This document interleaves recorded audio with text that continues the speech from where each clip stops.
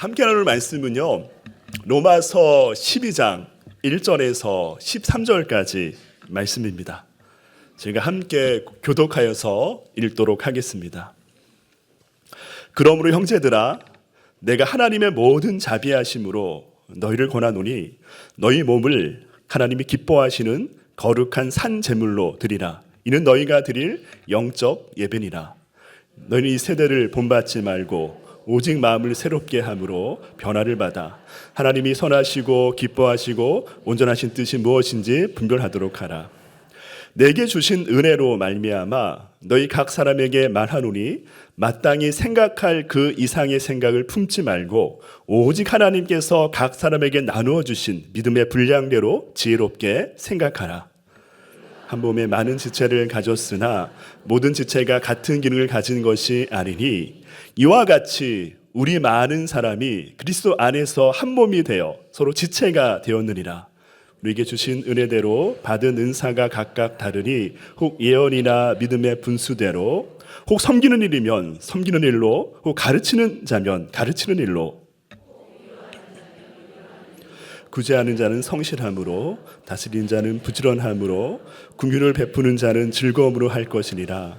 사랑에는 거짓이 없나니 악을 미워하고 선에 속하라.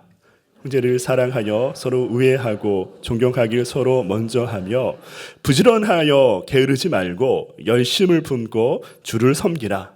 소망 중에 즐거워하며 환난 중에 참으며 기도에 항상 힘쓰며. 다 함께 읽겠습니다. 성도들의 쓸 것을 공급하며 손 대접하기를 힘쓰라. 아멘. 오늘 말씀 가운데 우리는 누구인가라는 그 주제를 가지고 네 번째 시간, 우리는 교회입니다라는 그런 내용의 정체성을 가지고 오늘 말씀을 함께 나누고자 합니다. 혹시 공유 냉장고라는 이야기를 들어보셨나요? 공유 냉장고, 공유하다, 이런 의미를 가지고 냉장고인데요. 이게 무엇이냐면요, 음식물 쓰레기를 줄이기 위해서 어떤 환경운동 단체가 또 이웃을 섬기기 위해서 이 일들을 시작했다고 해요. 독일에서 2012년도에 이 캠페인이 시작됐습니다. 그러니까 푸드 쉐어링, 그러니까 음식을 공유하고 나누는 그 일들을 환경단체를 통해서 이루어졌는데요. 특히 독일의 다큐멘터리 감독이었던 환경운동가였던 발렌틴 툰이라는 그 한 분이 쓰레기를 맛보자, 쓰레기를 맛보자라는 다큐 영화를 만들었어요. 그 이야기가 무엇이냐면요, 버려지는 쓰레기가 참 많다는 겁니다. 예를 들어서 독일에서만 매 시간마다 400톤의 음식물이 버려지고 있습니다. 유럽 전체를 따지면요, 그 양이 매년 9천만 톤의 음식물 쓰레기가 버려진다고 합니다. 가치로는 1,000억 유로의 가치를 가지고 있고요. 또 저희가 아시는 네슬레라는 어떤 다국적 기업, 그 기업의 연 매출과 맞먹는 양이 음식물 쓰레기로 버려지는 세상 가운데 있다는 겁니다. 그래서 어떤 음식물을 나누면 좋겠다. 그러니까 페어 테일러라고 해가지고 각각 그 동네마다 냉장고를 비치한 거예요. 그래서 내가 필요하지 않는 음식을 그곳에 넣으면은 필요하신 다른 주민이 와서 그 음식을 공유하고 가져가서 사용할 수 있도록 그렇게 했던 캠페인이에요. 이 독일에서 일어났던 캠페인은 영국, 유럽 지역으로 퍼졌고요. 우리나라에도 2018년도에 수원시에서 시작이 됐다고 합니다. 놀라운 건 무엇이냐면 이게 어떤 그 시에서 운영했던 시작이 아니었다는 거예요. 어떤 민간에서, 그러니까 어떤 공간적인 어떤 그 시에서 운영했던 그런 캠페인이 아니라 민간인 주민들이 주도해서 이루어졌던 그 캠페인의 시작이 이 공유 냉장고의 캠페인이었습니다. 이것이 수원시를 비롯해 주변 시까지 확장돼 나갔다고 합니다. 근데 우리 주변에는 좀 없는 것 같아요. 보니까 다른 시에 가면 아마 이 내용이 있지 않을까요? 제가 이 얘기를 처음에 드리는 이유는 공유 냉장고라는 것은 참 따뜻한 이야기 같아요. 그렇죠? 세상에 음식이 필요한 이들에게 값없이 거저 주는 음식의 공급함, 나에게 낭비가 되고 필요 없는 그 무엇인가를 누군가에게 제공할 수 있는 그 따뜻함이 이 안에 있다는 생각을 해보게 됩니다. 마치 이와 같이 우리 교회라는 것은 무엇인가? 교회의 존재와 목적이 무엇인가 생각해 볼 때 우리는 우리만의 어떤 은혜와 즐거움과 기쁨의 삶이 우리에게 먼저 필요하지만 우리의 삶을 통해서 세상에 주님을 알지 못하는, 또 교회라는 것이 무엇인지 알지 못하는 그들에게도 이 하나님의 따뜻한 은혜와 사랑을 흘려보내는 그 사명이 부르신 우리 모든 성도들 가운데 있어야 됨을 저는 공유냉장고의 이야기를 통해서 다시 한번 보게 됩니다. 교회라는 것, 에클레시아라고 하잖아요. 이게 무엇일까요? 세상으로부터 부름받은 사람들의 모임이 교회잖아요. 세상으로부터 부름받은 사람들의 모임이 교회입니다. 그러니까 에클레시아의 액이라는 건 밖으로, 클레오라는 것은 부르다. 그러니까 밖에서 불러온 그 사람들이 성도들이고요. 그 성도들의 모임이 우리가 지금 세워져 있는 이 교회라는 거죠. 교회는 단순히 건물이 아닙니다. 그렇죠? 교회는 하나님으로부터 밖으로부터 부르심을 받은 성도들이 모인 영적인 공동체, 유기적인 공동체가 교회라고 할 수 있습니다. 생각해 볼 게 있어요. 세상으로부터 부르심을 받았다는 게 무엇일까요? 콜링이죠, 콜링. 우리 성도는 세상에 거해 있다가 세상에 죽어 마땅한 존재였다가 하나님의 은혜로 예수를 구주로 고백함을 통해 세상으로부터 이 교회라는 이 공동체 안에 속하게 된 거예요. 부르심 가운데 우리는 반응했고 이 자리 가운데 예배하며 나가고 있습니다. 근데 교회라는 것을 볼 때 세상부터 부르심이라는 어떤 그런 유기적인 공동체를 넘어서 교회라는 것도 한 가지 사명이 있어요. 세상 밖으로 보내진 자들이 성도이고 교회라는 겁니다. 부르심을 받았지만 여기서 끝나는 것이 아니라 세상 가운데 나가서 그리스도의 삶을 감당해 나가는 것이 성도이자 교회라고 이야기하고 있습니다. 저희가 사도라는 그 단어 있잖아요. 사도라는 의미가 바로 그것이 있어요. 그러니까 우리가 세상 나가서 그들에게 복음을 전하는 그 의미가 사도의 의미 가운데 있다는 겁니다. 우리가 세상으로 부르심 받은 교회라는 생각을 본다면 우리는요, 세상적인 가치관과 유행과 쾌락과 성공을 따르는 사람이 이제 아니라는 거예요. 끊어냈다는 겁니다. 하나님의 나라와 법과 가치와 말씀의 기준 안에 살아가는 성도가 되었다는 것을 우리에게 말씀해 주고 있는 거죠. 빌립보서 3장 20절 말씀에 사도 바울이 이렇게 고백합니다. 그러나 우리의 시민권은 하늘에 있는지라 거기로부터 구원하는 자 곧 주 예수 그리스도를 기다리노니. 그러니까 우리의 시민권은 하늘에 있다는 거예요. 왜 그럴까요? 세상으로부터 부르심을 입은 자들이 성도이고 하나님 주님의 교회이기 때문에 우리는 세상의 시민권이 있는 것이 아니라 하나님 나라의 시민권을 가진 자로서 우리는 삶을 살아가야 된다는 겁니다. 근데 여기만 우리가 멈춰 있으면 또한 안 된다는 거예요. 부르심의 소명이 우리 가운데 있지만 세상 가운데 구원받은 자로서 세상 가운데 흘러 들어가서 빛과 소금의 역할을 감당하는 그 사명자로서의 교회의 모습, 성도의 모습이 그 안에 있음을 우리 가운데 말씀해 주고 있다는 거죠. 요번에 느헤미야 말씀 우리가 매일매일 묵상하면서 느헤미야는 평신도잖아요. 목회자가 아닙니다. 근데 정말 하나님의 준비된 사람이었고 기도의 사람이었고요. 또 하나님의 일을 신중함으로 백성들과 함께 완성하고 이루어갔던 인물이 느헤미야였습니다. 세상 가운데 바로 그런 성도, 세상 가운데 또 나아가서 사명의 일들을 감당할 교회가 필요한 시대 가운데 우리는 점점 살아가고 있습니다. 느헤미야 4장 6절 말씀 이렇게 얘기합니다. 우리가 성을 건축하여 전부가 연결되고 높이가 절반에 이르렀으니 이는 백성이 마음들여 이를 하였음이니이다. 성벽을 50일 동안 재건하는 그 가운데 나온 한 구절이에요. 우리가 마음을 모아서 진심을 담아서 그 성벽을 건축하는 그 일들을 함께 했고 이제는 그것이 전부가 연결이 되어서 높이가 절반에 이르렀다는 그 은혜의 고백을 느헤미야서에 기록하고 있다는 거죠. 우리의 삶 또한 교회로서의 어떤 그 부르심으로 교회적 한정적인 공간 안에서 우리가 삶을 기뻐하고 즐거워하는 것 맞지만 그것은 너무 세상 가운데 빛과 소금의 역할로 세상 가운데 하나님의 자녀로서의 교회의 역할로 나아가는 것이 우리에게 또다시 주신 우리의 사명이라는 생각을 다시 해보게 됩니다. 특히 로마서 이 말씀은요, 우리가 그러한 삶 가운데 어떻게 살아가야 될 것인지를 우리에게 분명하게 말씀해 주고 있습니다. 특별히 1장에서 11장은 딱딱하죠. 교리적인 말씀으로 우리에게 다가온다면, 이 교리적인 말씀이 은혜라는 것이, 의라는 것이 무엇인지를 우리가 생각해보고 생각해보지만 이 삶을 어떻게 세상 가운데 살아갈 것인가라는 그 고민은 12장 이후에 16장까지 나와 있는 적용에 대한, 삶에 대한 부분이 그 안에 있다는 겁니다. 특별히 읽었던 오늘 말씀의 12장 13절까지는 무엇일까요? 우리가 성도로서 우리 공동체 안에서, 교회 안에서 우리의 역할이 무엇인지를 우리에게 말씀해 주고 있습니다. 여기서 끝나는 것이 아니에요.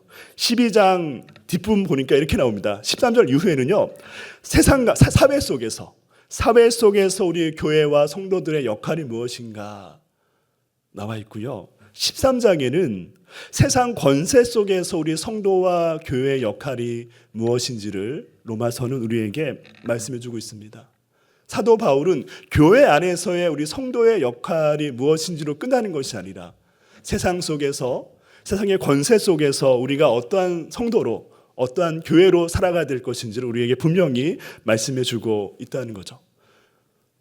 저는 오늘 말씀을 나누면서 또 한 걸음 더 나아간다면 교회 밖 세상의 사명자로서 우리가 어떤 삶을 살아가야 될 것인가 한번 잠깐 나누는 이 시간이 되어지기를 소망하고 축원합니다. 먼저는요, 우리는 하나님께서 영적 예배를 드리는 교회로 세우셨습니다.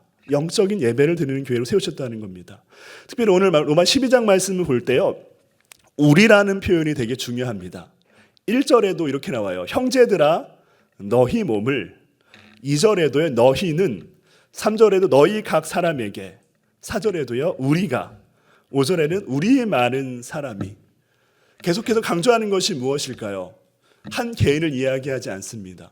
우리가, 너희가, 우리 많은 사람이. 그러니까 우리라는 공동체를 이야기하면서 교회라는 것은 한 사람이 세워지는 교회가 아니라 우리라는 그 울타리 안에 세워져가는 교회임을 분명하게, 명확하게 말씀해 주고 있다는 겁니다. 근데 그 우리라는 그 교회는 어떤 교회일까요?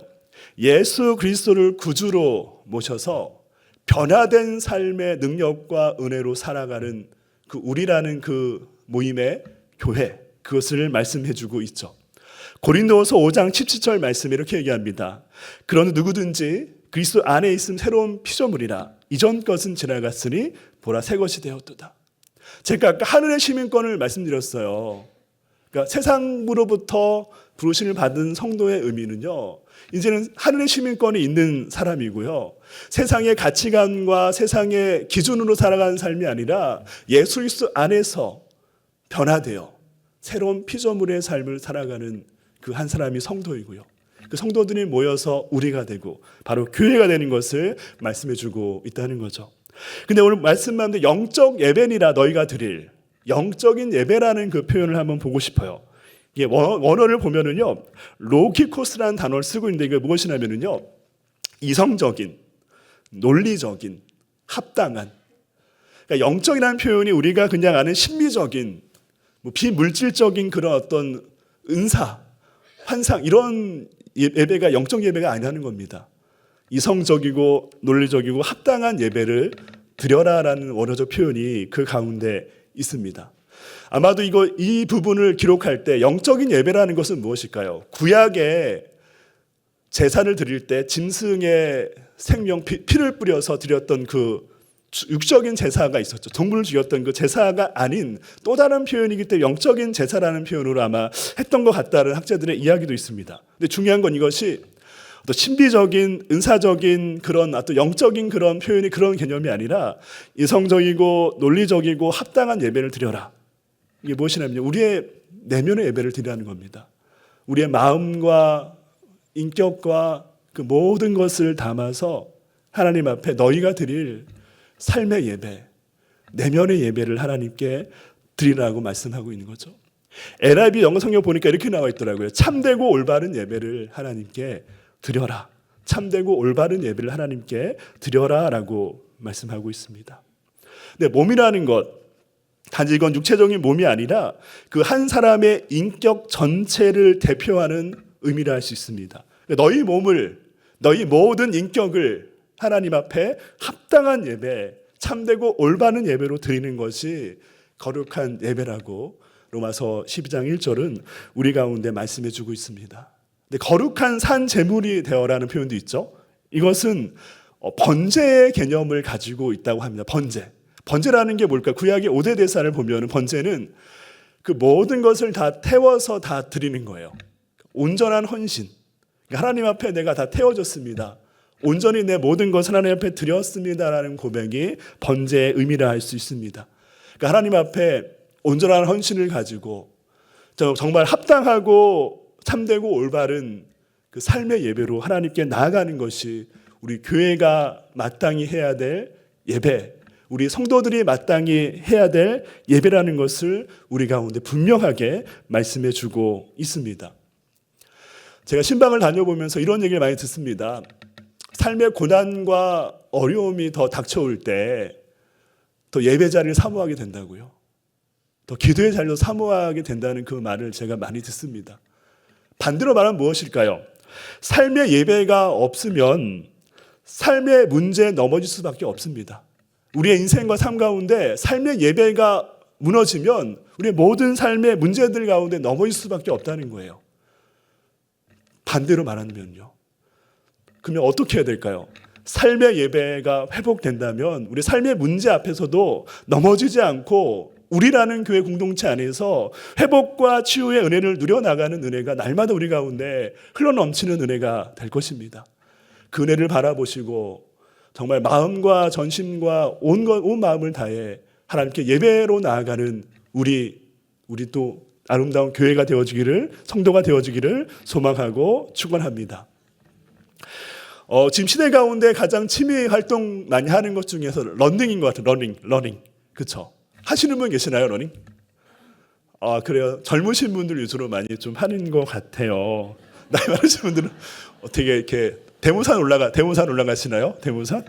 네, 러닝이 되게 유행하죠. 맞아요. 근데 러닝이 지금 유행하고 있지만 또 한 10여 년 전부터 이 러닝 보니까 매니아층으로 이렇게 많이 좀 했던 것 같아요. 근데 지금 보편화가 많이 된 것 같아요.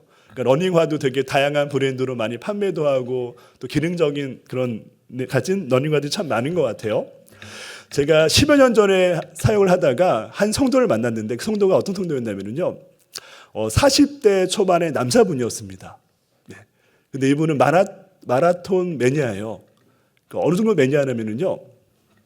보스턴 마라톤 대회도 참여합니다. 자기 휴가와 돈 들여서 보스턴 마라톤 대회 되게 유명하잖아요. 아니요. 부산입니다. 그 베들린 마라톤. 죄송합니다. 독일에 있는 베들린 마라톤에 참석을 해요. 그렇게 참여한다고 하더라고요. 그래서 되게 대단하다 생각을 했습니다. 근데 아마 이 러닝을 보면 마라톤 얘기를 많이 할 것 같은데 마라톤 풀코스가 몇 킬로일까요? 42.195죠. 그렇죠. 그 완주하신 분 계세요? 저도 못 해봤습니다. 그렇죠. 아마 거의 쉽지 않아요. 10km는 해보신 분 있을 것 같아요. 하프 코스, 반 코스도 아마 거의 없을 것 같은데 무라카미 하루키라는 유명한 소설가 아시죠? 그분이 이제는 인생의 은유법이라는 그 수필집 같은 책을 썼는데 이 하루키라는 이 소설가는요 세계적 소설가인 동시에 유명한 마라토너래요. 신실한 마라토너. 그러니까 이분의 얘기 이렇더라고요. 하루에 매일 10km를 러닝한대요. 하루에 매일. 한 달이면 몇 킬로죠? 300km를 한 달에 이렇게 러닝 뛰는 거예요. 이렇게 일상의 훈련량을 채워야 1년에 한 번 이분은 42.195km의 그 풀코스를 완주한대요. 그러니까 매일매일 10km를 뛰어야 1년에 한 번 마라톤 풀코스를 완주할 수 있다라는 그런 얘기를 했습니다. 그러니까 우리의 예배도 어찌 보면은 기계적일 수는 없지만 예배하고 기도하고 말씀 안에 나아갈 때 우리는 더 세상의 큰 어려움과 문제 앞에서 넘어지지 않고 넘어질지언정 오뚜기와 같이 다시 일어설 수 있는 그 힘과 은혜와 인내를 배울 수 있다는 생각을 해보게 됩니다. 하루께 이런 얘기했다고 해요. 자신이 매일 신발끈을 묶고 매일 10km를 달리는 그 일을 하잖아요.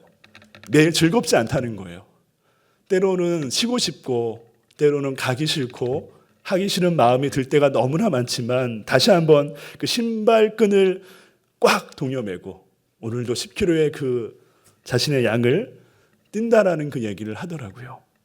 어찌 우리 예배 회복은 어찌 보면은 너무 큰 곳에 있는 것이 아니라 매일매일 일상 속에서 오늘의 말씀 읽고 또 주어진 기도의 내용들을 기도하고 또 주어진 우리의 예배들을 참여함을 통해 하나님께 주신 그 은혜로 우리가 살아가는 것이 우리의 삶으로 드리는 우리의 온 마음과 전심을 다해 드리는 그 예배를 향한 한 걸음 한 걸음이 되지 않겠습니까? 거창한 예배를 바라보지 마시고 우리의 일상의 그 예배 속에서 하나님의 은혜를 누리시고 또 오늘 로마서 12장이 말씀하는 그 예배자의 삶 가운데 나아가는 우리 한 성도 한 성도 우리 교회가 되어지기를 소망하고 축원합니다. 두 번째는 이겁니다. 우리는 하나님의 온전한 뜻을 분별하는 교회입니다. 우리는 하나님의 온전한 뜻을 분별하는 교회입니다. 12장 2절 말씀에 서론에 이렇게 나와 있더라고요. 너희는 이 세대를 본받지 말고 오직 마음을 새롭게 함으로 변화를 받아. 어떻게 하죠? 너희는 이 세대를 본받지 말고. 사도 바울은 1차 수신자인 노마 교회를 향해서 이 말씀을 먼저 서신을 전했잖아요. 너희는 그 세대를 본받지 말고. 로마를 본받지 말라는 거죠. 노마의 영향력 안에 흡수되지 말라고 말씀하는 거죠. 노마의 가치관, 문화, 정치, 경제, 그 세상적인 탐욕과 쾌락의 그 모든 것을 본받지 말라라고 사도 바울은 노마 교회를 향해서 말씀하고 있다는 거죠. 어찌 보면 우리가 세상으로 부르심을 받기 이전의 세상, 로마일 수 있죠. 세상적인 가치관과 성공과 평안과 쾌락을 추구했던 그 삶이 로마의 가치관이라면 그것으로부터 부르심 밖으로 끌어내고 보냄을 받은 우리 성도의 교회의 입장이라면 이 세대를 본받지 말아야 되는 것이 너무나 당연하고 너무나 분명한 것이죠. 그래서 오직 마음을 새롭게 함으로 변화를 받으라라고 말씀하고 있습니다. 교회라는 역할을 볼 때 세상을 본받지 말라는 건 뭘까요? 교회라는 것, 성도라는 것은 결국 어떻게 된다는 거죠? 세상과 분리될 수 없어요. 세상 가운데 살아갑니다. 세상 가운데 살아갈 시간이 더 많아요. 마음이 쓸 때가 더 많고요. 그러면서 사도 바울은 로마 교회에게 세상을 본받지 말라고 얘기해요. 이게 쉬울까요? 참 어렵습니다. 우리 한 주간 시간을 보세요. 예배하고 기도하는 그 시간보다 세상 가운데 머무는 그 시간이 너무나 많다는 겁니다. 그래서 제가 서론에 얘기해서 교회는 부르심을 받은 우리 성도의 교회이지만 교회는 세상 가운데 보냄을 받은 사명자로서의 성도와 교회임을 이 구절의 말씀 우리에게 분명히 말씀해 주고 있어요.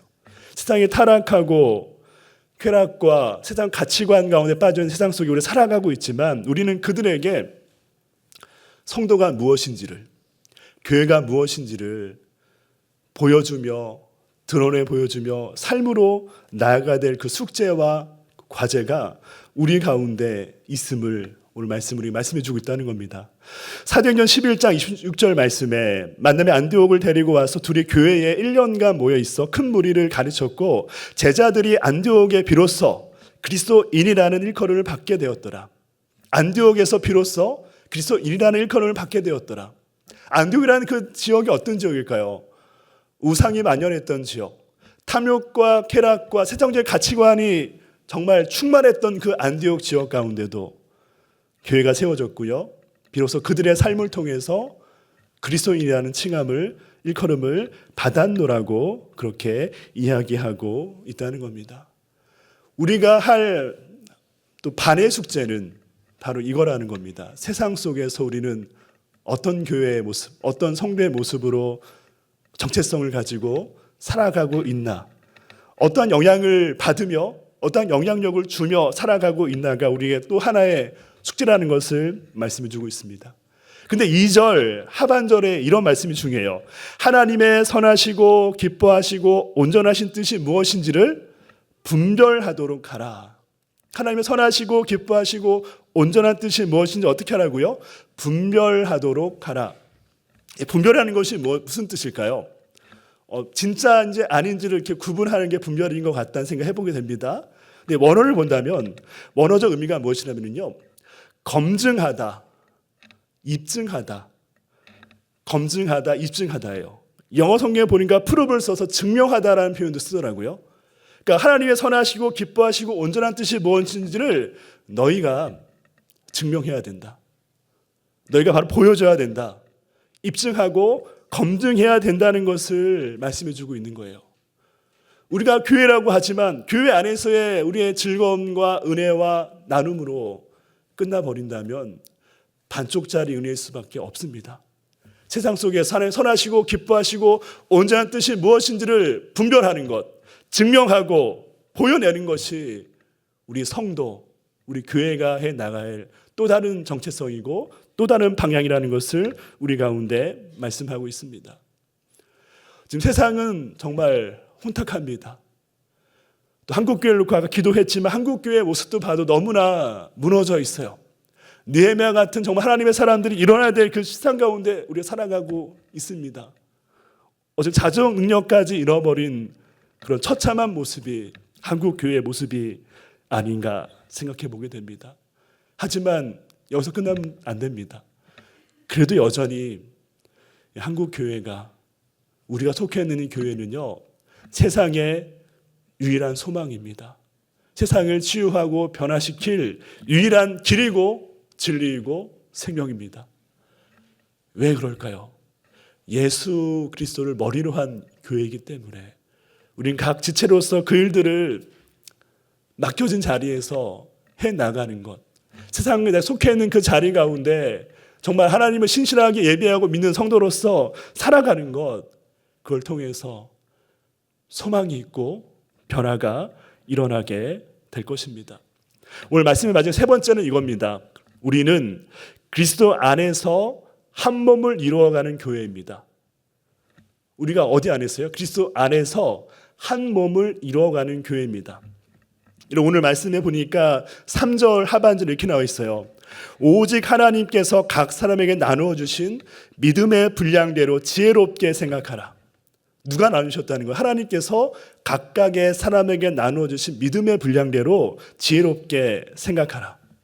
이것은 기계적 획일적인 어떤 그런 집단 조직을 이야기하는 것이 아닙니다. 하나님께서 각 사람에게 나누어 주신 달란트와 은사대로, 그것을 우리가 믿음의 분량대로 그것을 잘 선용하고 그것을 각 역할 가운데 해나갈 때 그리스도를 머리로 한 그 교회가 더 강건하고 은혜 가운데 세워져 간다는 것을 우리에게 말씀해 주고 있습니다.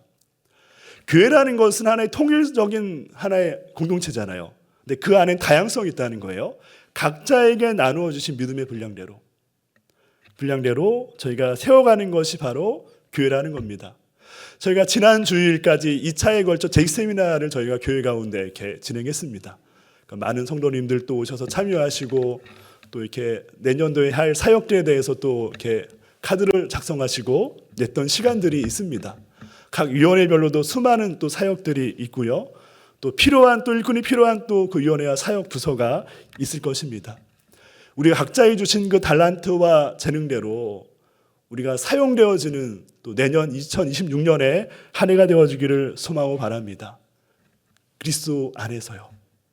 나의 어떤 자랑, 내 어떤 자람이 아닌 예수 그리스도의 그 몸된 그 머리 안에서 각자 주신 분량과 은혜대로 그 모든 것을 감당해 나갈 때 주님의 몸된 우리의 이 교회는 더 든든하게 견고하게 아름답게 서 나가게 될 것입니다. 4절 말씀에 이렇게 얘기합니다. 우리가 한 몸에 많은 지체를 가졌으나 모든 지체가 같은 기능을 가진 것이 아니니, 그러니까 모두가 같지 않다는 거예요. 근데 중요한 거는 한 몸에 많은 지체가 있다는 겁니다. 예수 그리스도를 머리로 한 우리 교회 안에는 각각의 재능과 달란트와 헌신의 그 자리가 다양하게 있다는 거죠. 아마 사람의 몸은 60쪽의 세포로 구성된 거 아시죠? 60쪽. 세워줄 수 있을까요? 그 세포들이 조직이 되고 기관이 되고 사람의 몸이 되어서 나라는 존재가 이렇게 살아 움직이는 존재가 되는 생명의 메커니즘이 그 안에 있는 거죠. 교회라는 것도 수많은 성도들이 각각의 믿음의 분량대로 각각의 주신 은사와 달란트대로 사용됨을 통해서 예수를 머리로 한 그 교회를 함께 만들어가고 함께 지어져가는 그 은혜가 우리가 속해 있는 이 교회 가운데 있다는 겁니다. 이게 얼마나 기쁨이고 소망이고 영광이고 감사가 되겠습니까? 허나 내년도에 뭐 사역 서야지, 내년도에는 좀 사역을 좀 1년 쉬고 이렇게 하실 마음을 가진 분들이 있다면 우리 교회라는 의미를 한번 생각해 보세요. 예, 어두워지셨어요. 제가 오늘 목이 좀 안 좋습니다. 지난 주말부터 목이 안 좋아서 설교함에 좀 많이 부담을 가지고 좀 하고 있습니다. 이 목 하나가 안 나와도 제 몸 전체에 이렇게 영향과 또 어려움을 주는 것 같아요. 우리 교회라는 것도 그렇습니다. 한 몸 이루는 교회에 각각의 다른 기능들이 있지만, 역할들이 있지만 그 일들이 잘 유기적으로 하나됨을 통해서 이렇게 세워져 나갈 때 하나님 세우신 우리 남소은의 교회는 더 아름답게 은혜롭게 세워져 갈 것입니다. 또 세상 가운데 믿지 않는 자들에게 사명자로 나아가는 우리 성도들, 우리 교회가 될 것입니다. 제가 이 말씀 보면서 로마서 12장 5절 말씀에 이런 말씀이 있더라고요. 이와 같이 우리 많은 사람이 그리스도 안에서 한 몸이 되어 서로 지체가 되었느니라. 얼마나 아름답습니까? 각각의 생각과 기질과 모든 것이 다른 우리가 그리스도 안에서 그 많은 사람이 하나가 되었다는 것이, 서로가 지체가 되었다는 것이 교회의 정체성이며 교회의 의미라는 것을 우리 가운데 말씀해 주고 있습니다. 6절은 우리에게 주신 은혜대로 받은 은사가 다르니, 뭐라고 할까요? 예언에서부터 뭐 섬기는 은사, 뭐 가르치는 은사, 여러 은사가 나옵니다. 다르니 나면서 그 일들을, 이 교회를 세우는 그 일 가운데 아름답게 써 나가는 것이 교회와 우리 성도들의 해야 될 사명이고 정체성이고 역할임을 분명히 말씀해 주고 있습니다. 저는 오늘 두 가지 말씀드리는 거예요. 우리가 교회 안에서의 어떤 역할 하나가 있고 부르심의 역할이 있고요, 세상으로 보냄받은 자로서 세상 가운데 사명이 우리 가운데 있음을 말씀해 드리고 있습니다. 특별히 우리의 교회 공동체의 그 목적과 존재 이유를 생각해 보고 싶다는 겁니다. 저는 그 가운데 한 구절이 떠올라요. 에베소서 2장 10절 말씀에, 제가 좋아하는 말씀입니다. 에베소 2장 10절 말씀 이렇게 나와 있습니다. 우리는 그가 만드신 바라 그리스도 예수 안에서 선한 일을 위하여 지으심을 받은 자니 이 일은 하나님이 전에 예비하사 우리로 그 가운데서 행하게 하려 하심이라. 이 표현 가운데도 우리라는 표현이 많이 나와요. 우리는 그가 만드신 바라. 예수 안에서 선한 일을 하기 위해서 우리를 만드셨고요, 우리 가운데 그것을 행하기 위해서 우리를 만드셨다라고 분명히 말씀해 주고 있습니다. 포이에마라는 단어를 써요. 그가 만드신 바다. 우리는 교회 공동체로서 우리 각자의 지체로서 하나님이 세우신 이 교회를 선하게 아름답게 만들어갈 사명, 그 부르심이 우리 가운데 있음과 동시에 세상 가운데 하는 선한 그 일들을 우리 교회가, 우리 공동체가 또 아름답게 빛과 소금의 역할로 그 일들을 감당해 나가는 것이 교회의 또 다른 사명임을 우리 가운데 말씀해 주고 있습니다. 에베소 2장 22절 말씀, 너희도 성령 안에서 하나님이 거하실 처소가 되기를 위하여 그리스도 예수 안에서 함께 지어져 가느니라. 예수 안에서 어떻게 한다고요? 함께 지어져 가느니라. 느헤미야와 백성들이 마음을 모아서 함께 그 성벽을 연결하고 지었던 것처럼 우리 또한 주님 안에서 함께 지어져 가는 그 은혜, 교회를 통해서 여전히 계속되는 은혜라 할 수 있습니다. 제가 이 말씀을 묵상하면서 요즘에 되게 참 감동받은 찬양 하나가 있어요. 오늘 이 말씀을 아마 묵상한 것 같아요. 함께 지어져 가네. 가사가 이렇습니다. 우리는 하나님의 자녀, 주 사랑 안에 우리 거할 때 주님 나를 사랑하신 것 같이 우리도 서로 사랑할 수 있네. 우리는 주의 몸된 교회, 모든 지체가 하나 될 때 예수님의 마음을 닮아가며 고통과 즐거움 함께 나누네. 하나님 안에서 우리 서로 이어져 주가 거하실 성전이 되네. 모퉁이돌 대신 예수가 하나 되게 하신 성령 안에 함께 지어져 가네. 바로 우리가 바로 교회입니다. 주님 안에, 예수 안에 함께 지어져 갈 은혜가 우리 가운데 분명하게 있다는 겁니다. 말씀을 맺겠습니다.